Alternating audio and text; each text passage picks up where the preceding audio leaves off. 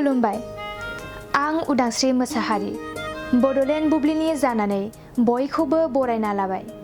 दिनै 4 फेब्रुआरि 2024 नोंथांमोननो बड'लेण्ड बुब्लिया दिनैनि साना मा मानि थाखाय मिथिजायो एबा दिनैनि सानाव मा हाबाफारि फालिनाय जायो नोंथांमोननो फारि फारि बड'लेण्ड बुब्लिया फोरमायगोन।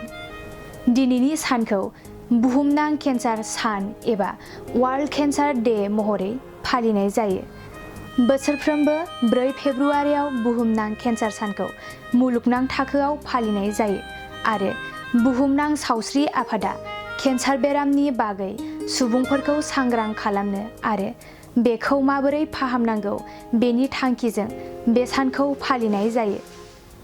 बेनि अनगायैबो दिनैनि सानावनो नेशनेल डे अफ श्रीलंका आरो नेशनेल डेभेलपमेन्ट उइक महरैबो फालिनाय जायो। नोंथांमोननो बड'लेण्ड बुब्लिया दिनैनि सानाव मा हाबाफारिजों मिथिजायो आरो मा हाबाफारिखौ फालिनाय जायो फोरमायबाय। गोजोन्थों। क'क्राझार सहरनि साखाथि थिथागुरियाव थानाय मानास पाब्लिक स्कुला 2024-25 सोलोंथाइ बोसोरनि गोदान मुं थिसननाया सोलिगासिनो।